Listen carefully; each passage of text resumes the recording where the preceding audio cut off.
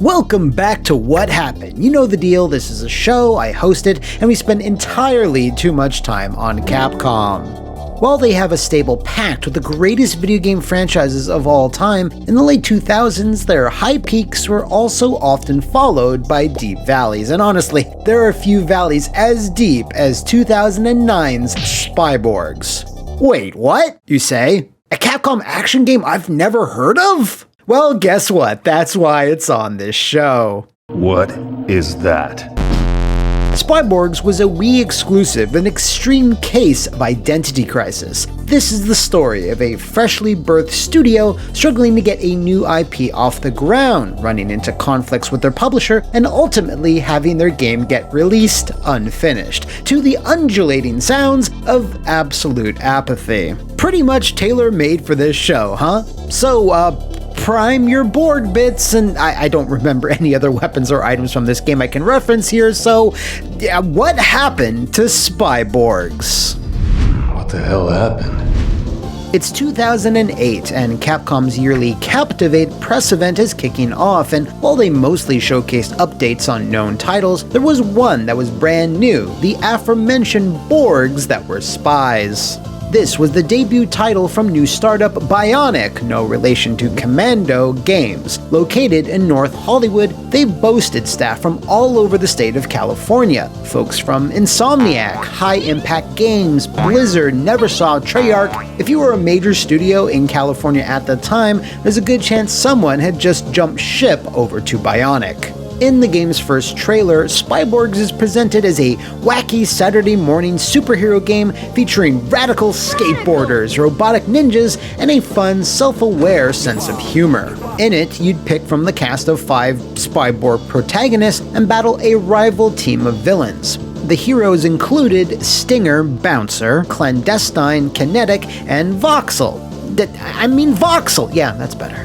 Between the main action levels, players would be treated to playable mini-games, which use the framing device of commercials that played during a block of Saturday morning cartoons. These interludes would revolve around Wii remote-centric motion controls, apparently inspired by games like Zack and Wiki as a fun way to shake things up. Press were unfortunately not able to go hands-on with Spyborgs at the event, as Capcom opted for a hands-off demonstration, and the only media that was released to the public were these screenshots seen here, and a trailer that was very light on gameplay. And none of these things went down too well with the Capcom faithful. What is that?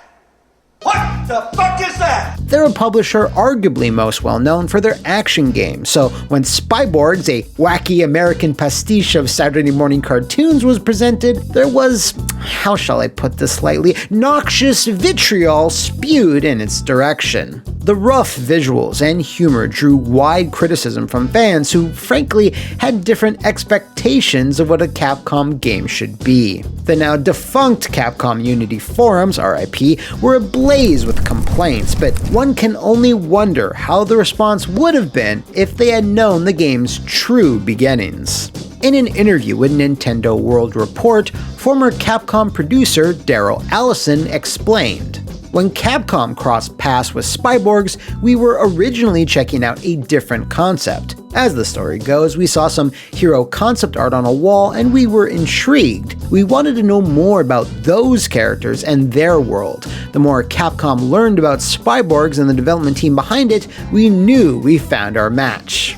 This original concept art was most likely early work on a title codenamed Team Alpha Go, a super spy cartoon-inspired action game aimed primarily at a younger audience. Bionic had apparently made a lot of progress on Team Alpha Go, like planning a wide variety of different gameplay types and minigames, but Capcom had reservations about the direction of the game and so wanted a new name, so Team Alpha Go would be rebranded as Spyborgs. Nonetheless, after the lukewarm reception to Captivate's Spyborgs blowout, the game would skip E3 entirely and Capcom would start to get very, very quiet. Behind the scenes, they went back to Bionic, asking for what was essentially a complete reboot. They wanted a game that felt more Capcom-esque and to aim for a slightly older audience. This led to shifting over to a beat-em-up style, new character designs, a new story with a more serious tone, and the commercial minigames would also be completely removed as they would no longer fit in with this new direction.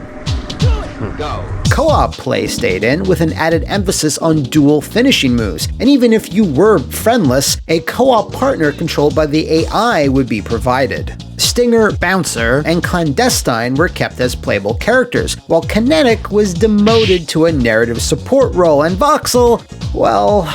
You're going. With platforming and humor traded in for combat and cinematic special moves, the team were effectively making a completely different game from what they originally had in mind, and with less than a year on their contract's clock, they were running out of time.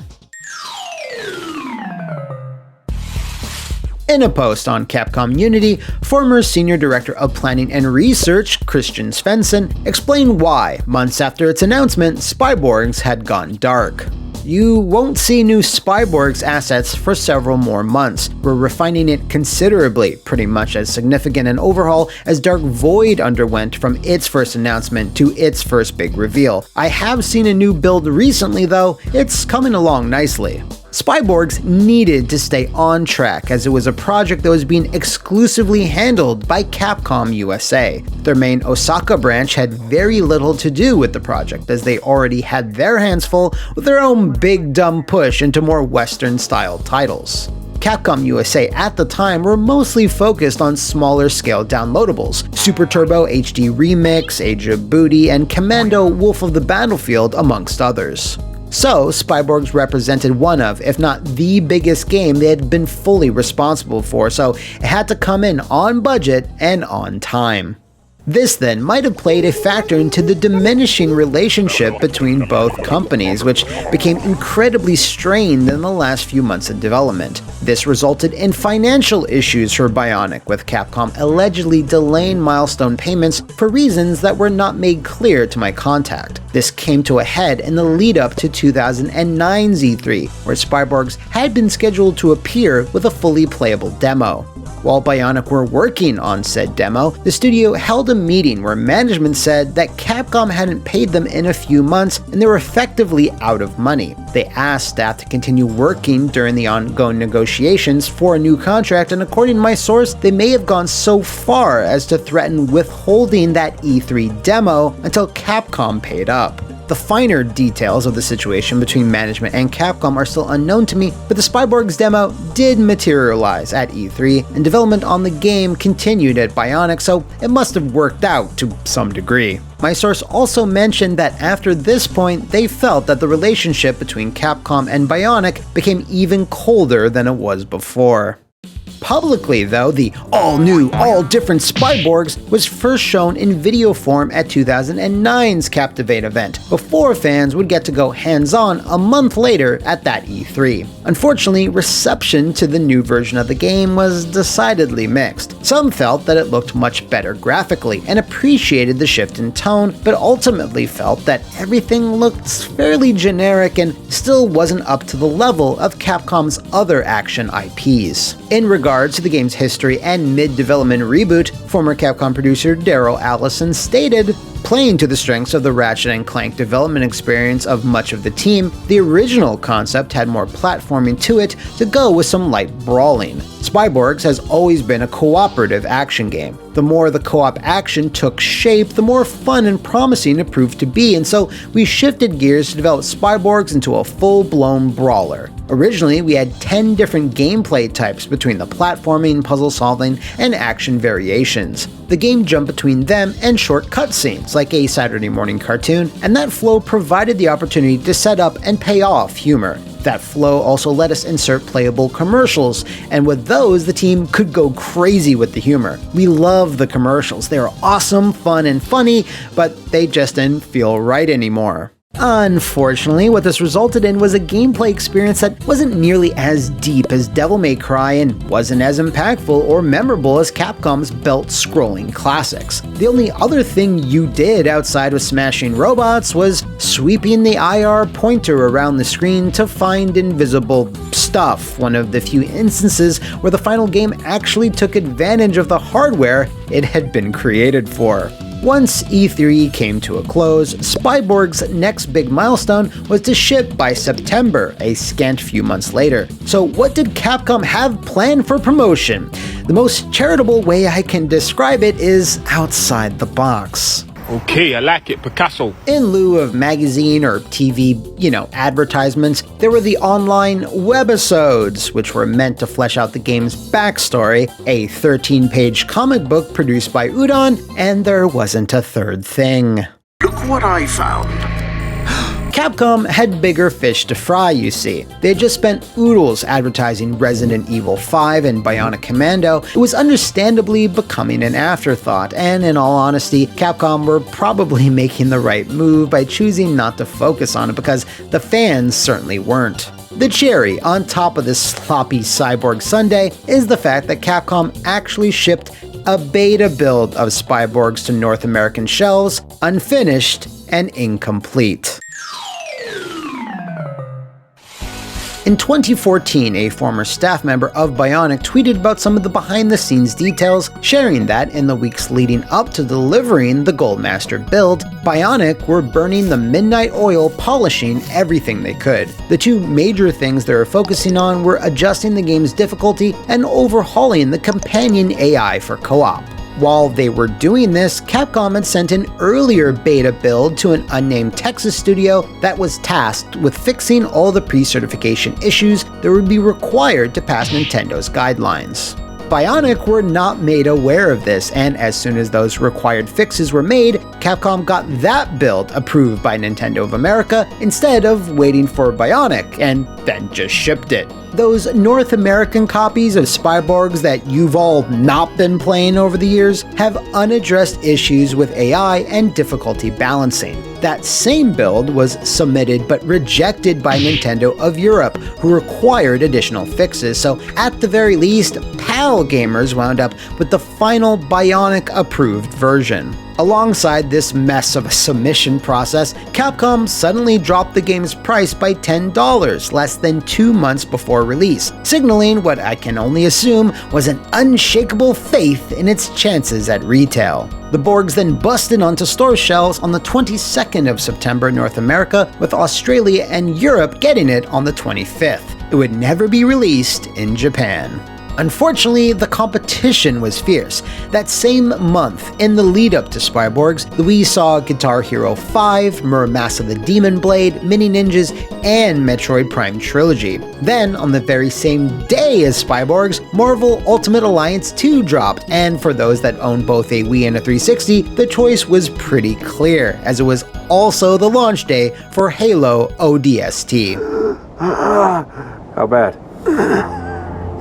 Not good. Furthermore, the very next week would also see TMNT Smash Up, My Sims Agents, and Dead Space Extraction all hitting store shelves. Fortunately though, when it came to the reviews, it wasn't a much better situation. While some outlets like IGN praised the Borg's graphics and solid mechanics, they criticized its bland world, characters, and admonished the punishing difficulty level. Imagine that! The game would find itself sitting on a lackluster 66 average on Metacritic, so between the lack of promotion, intense competition, and middling reviews, the Spyborgs were destined for the scrap heap. If this story wasn't weird enough though, be prepared to suspend your disbelief beyond its natural limits. While finding accurate numbers for any game's lifetime sales data can be tricky, it took a Herculean effort this time around. Capcom never reported any sales data, and in fact, never even used the word Spyborgs in a single published quarterly report. It's like the game never even existed. There ain't no monorail, and there never was. According to leaked NPD data though, in the 11 days of the track period that it was on sale for, Spyborgs sold less than 600 copies, that's 600. The source I spoke to said they felt that this number sounded accurate, theorizing that it probably did wind up selling a couple of thousand units in total, but admitted they never saw official numbers. By the time the Borgs had released though, Bionic Games were already cutting jobs. They only had just enough money to keep things going for the last few months of development, but when it was clear that the Spyborgs were imploding at retail, they knew there'd be no further checks coming. Their website would quietly close down sometime in 2011 without so much as a press release or goodbye message. On paper, Capcom teaming up with experienced staff at a fresh studio seemed like it could have been a recipe for success, but it seems the project was mismanaged in a variety of ways and not in line with what Capcom fans wanted. Spyborgs, along with a few other big failures around that era, might be a contributing factor as to why modern Capcom takes very few risks nowadays, focusing on 1 or 2 blockbusters per year with the occasional collection thrown in. Not sure if there's any positive way I can spin this, so let's just hear from Daryl Allison once more with this milestone quote to close things out. Action gamers have been waiting for a brawler that uses the motion controls right and shows what the Wii hardware is really capable of. Then look at all the games this team has worked on in the past and who's publishing this game. And if that doesn't excite you, then sell all your games and systems now. You'll need the money to pay for your therapy sessions. So stupid. Trust me, you'll be happy to add Spyborgs not just to your library of Wii games, but to the collection of all your favorites. Wow. Anyway, if you know of any other ratchet robotic rigmaroles, let me know in the comments below, over on my Twitter, or smash into the offices of the Flophouse VIP Patreon and become a big robo-boss to nominate what you'd like to see on a future episode. See you next time, and thanks for watching!